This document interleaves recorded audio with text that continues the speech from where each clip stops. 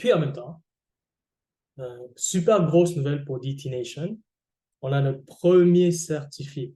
Cela, on a démarré il y a 6 mois et David Soon, en 1 mois et demi avec nous, a pu certifier un compte de 100 000. Alors, je vais juste le partager. David Soon, qui, c'est quelqu'un qui travaillait, mais a certifié un compte à 100 000 en 1 mois et demi. Et voilà. Boom. Done. C'est une super achievement, accomplissement pour le groupe. Puis, on, on regarde pour d'autres certifiés éventuellement, n'est-ce pas? OK, so si on y va sur le chart,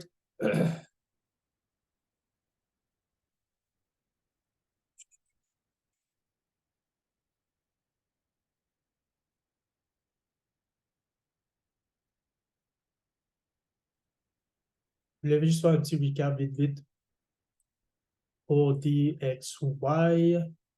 Qu'est-ce qui est vraiment intéressant? Si on regarde sur le H4, so, depuis quelque temps, quand on a eu la cassure de ce niveau-là, on a dit, OK, ce bas ici, qui se fait casser, peut devenir un top. Oups, si il rejette ce niveau-là, on pourrait le revoir à 102. Right? Ce qu'il a fait, boum, et après ça, les acheteurs ont show up, monté à l'autre niveau qu'on surveille aussi. Je dis, si on fait un high, on pourrait le voir au 103. En plus, on peut le voir sur la H4, on clôture en bas, boom, drop. On revient à ce niveau-là. Là, c'est de savoir si on tient ce niveau-là. Si on le tient, on pourrait le revoir matcher ce niveau ici. Ou sinon, si on ne tient pas, on pourrait le voir soit à ce niveau-là ou ce niveau-là. Si les acheteurs ne tiennent pas ce niveau-là, on pourrait le voir descendre à ce niveau-ci. Puis si on casse plus haut que ce niveau-là, on pourrait le revoir jouer à ce top ici. Pour Gold, j'ai parlé du setup. Sur le H4, ensuite, je vais passer à des plus petits time frames. So, ça, c'est un niveau clé pour Gold. C'est une zone clé. 1, 2, 3 touches majeures. On le casse à la baisse. Boum. On rejette à ce niveau-là. Là, j'ai porté attention. Lorsqu'on est revenu ici à ce niveau. Sur le 1 heure, on voit bien. So, qu'est-ce que tu peux faire? Tu mets une ligne ici. Right? Puis tu veux voir quoi? S'il casse à la hausse avec un chandelle confirmé, right? Tu pourrais regarder pour la vitesse, et on monte potentiellement chercher ce niveau-là ou ce niveau-là. Là, tu laisses la ligne là, au top, à la clôture de cette bougie-là, right? Tu mets à la clôture de la bougie, tu veux voir, soit il rejette le niveau comme ici, soit il le casse à. On monte, clôture en bas, monte, clôture en bas, monte, clôture en bas, boum. C'est là que je me positionne à 31-ish. Et mon stop loss est un peu en haut à 34, flat. Un beau TP1, ça se fait à ce niveau-là, 1 pour 1, right? Un 1 pour 1 comme ça, mais je suis allé pour un premier TP à ce niveau-ci.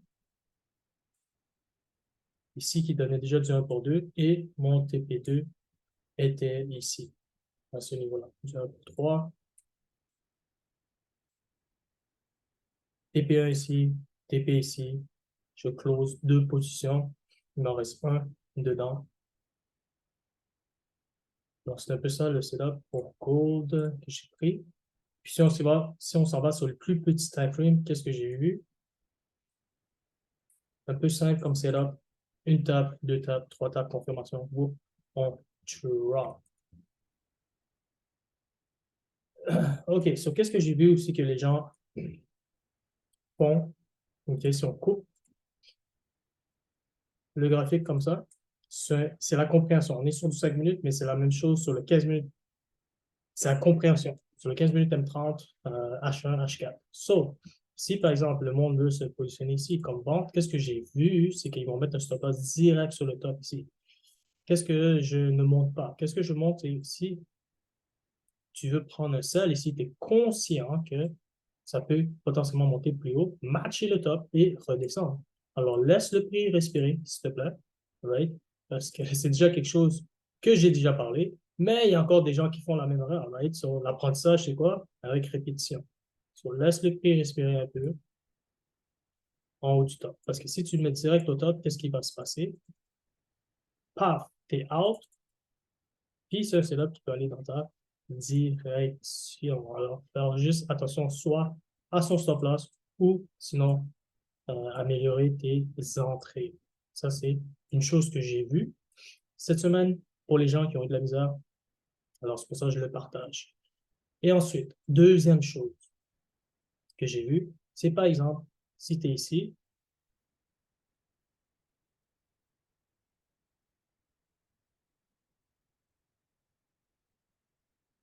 oui. Par exemple, si tu es ici, c'est un exemple, tu dis, OK, good, on a ça ici, on a une petite consolidation. Si on revient proche du top ici, on couvre l'imbalance, tu voudrais regarder pour un short, right? Alors là, qu'est-ce qui va être important? C'est tes TP. So, tu peux aller chercher un TP ici. Tu peux mettre ton TP ici, mais on est au bas. C'était mieux de le mettre un peu plus ici. Puis en même temps, ça te donne déjà un pour 1 pour TP1. C'est un autre TP à ce niveau-là qui donnerait 1 pour 2. Ça, c'est déjà du 1 pour 1, 1 pour 2. Right? Puis tu peux aller chercher potentiellement ce niveau-là. Right? C'est un exemple que je donne. OK? Qu'est-ce que j'ai juste vu que les gens faisaient et je vous montre. So, par exemple, tu as ça ici. On frappe TP2 et les gens, qu'est-ce qu'ils font? Ben, OK, ça frappe TP2, puis il ne se BE pas, il ne se break-even pas, ou sinon il ne prend même pas de profit. Si ça touche sur TP2, puis tu ne prends pas de profit. Parce que certains gens veulent que ça descende jusqu'en bas, en bas, en bas.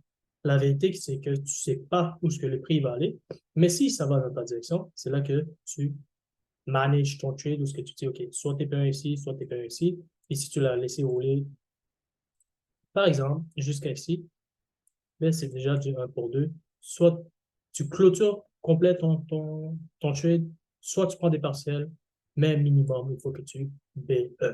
Parce que sinon, un trade qui est allé en ta faveur, puis que tu étais en profit, que tu as refusé de prendre des profits, ben ça t'a SL. Ça, c'est un peu malheureux. Alors, c'est un peu ça que je voulais